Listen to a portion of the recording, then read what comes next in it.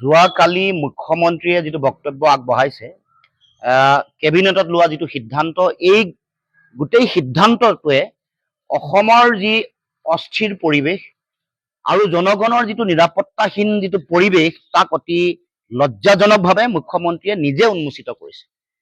কাৰণ মুখ্যমন্ত্ৰীৰ দায়িত্ব হ'ল জনগণৰ নিৰাপত্তা প্ৰদান কৰা। এইখন চৰকাৰে খিলঞ্জীয়া মানুহক নিৰাপত্তা দিম বুলিয়েই জনগণৰ পৰা ভোট লৈছিল।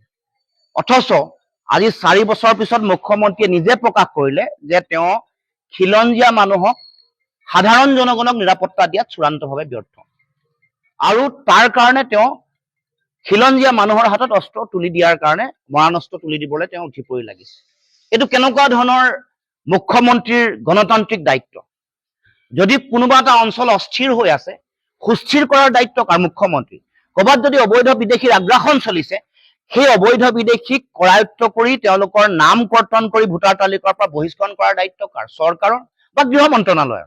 গতিকে এই কামটো নকৰি মুখ্যমন্ত্ৰীয়ে যোৱাকালি যিটো বক্তব্য আগবঢ়াইছে, যি সিদ্ধান্ত গ্ৰহণ কৰিছে, ইয়াৰ যোগেদি বিশেষকৈ ধৰ্মীয় সংখ্যালঘু অঞ্চলসমূহত খিলঞ্জীয়া মানুহৰ হাতত অস্ত্ৰ দি এক ৰক্তাক্ত পৰিৱেশ সৃষ্টি কৰিবৰ কাৰণে চিন্তা চৰ্চা কৰিছে।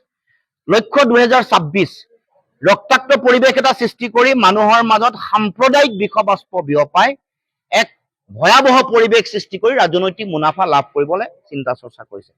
মুখ্যমন্ত্ৰীয়ে জানে যে এইবাৰ 26ত ৰাইজে তেওঁলোকক যিমান প্ৰলোভন নিদিয়ক লাগিলে, বিভাজন যিমান নকৰক লাগিলে, হিন্দু মুছলমানৰ ৰাজনীতিয়ে কামত নিদিয়ে। কাৰণ খোৱা বোৱা সামগ্ৰীৰ যি জুইচাই দাম, যিমান কৰ কাটল বঢ়াই দিছে, বিদ্যুতৰ মাচুল বঢ়াইছে, পেট্ৰল ডিজেল গেছৰ চিলিণ্ডাৰৰ দাম বঢ়াইছে, মাটিৰ খাজানা বঢ়ালে, আৰু তাৰ উপৰিও তেওঁলোকে যেনেকে চৰকাৰ চলাব লাগে চলাব পৰা নাই। 1.5 লাখ কোটি টকা ঋণৰ বোজা, ৰাম ঠগন দিছে অৰুণোদয়ৰ নামত, ঘৰ দিয়াৰ নামত, লাখপতি বাইদেউৰ নামত, গছপুলি ৰোৱাৰ নামত, কলহ যাত্ৰাৰ নামত। এইবোৰৰ পিছত যিহেতু জনগণে এবাৰ ভোট নিদিয়ে বুলি তেওঁলোকে গম পাইছে আৰু দেখিছে যে তেওঁলোকে অতদিনে যিটো ভয় খাই আছিলে বিৰোধীৰ মাজত একতা নহব, শেহতীয়া যিটো পৰিৱেশ, তাৰপিছত মুখ্যমন্ত্ৰী আৰু অস্থিৰ হৈছে।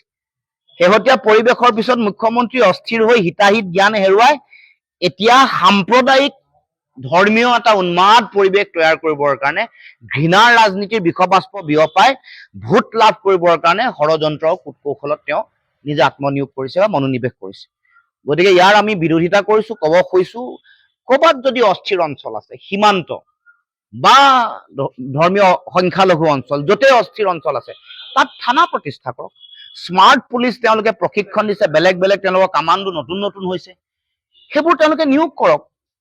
নিজে নিজৰ ব্যৰ্থতা কিয় উদঙাই দেখুৱাইছে? মুখ্যমন্ত্ৰীয়ে নিজকে দক্ষ বুলি কয়, আইন ভংগ কৰি মানুহৰ ভৰিৰ তলত গুলিয়াই ইউপি আৰু বিহাৰৰ পেটাৰ্ণ নকল কৰা বুলি কয়। মানে তেওঁলোকৰ মুখ্যমন্ত্ৰীৰ লগত ইউপিৰ মুখ্যমন্ত্ৰীৰ লগত প্ৰতিযোগিতা। গতিকে এইবোৰ কৰাৰ পাছতো যে জনগণক, খিলঞ্জীয়ান ৰাইজক যে একেবাৰে নিৰাপত্তা দিব পৰা নাই, সেইটো তেওঁৰ কথাত প্ৰমাণ হৈছে। গতিকে নিৰাপত্তা দিবলৈ চেষ্টা কৰক, থানা প্ৰতিষ্ঠা কৰক।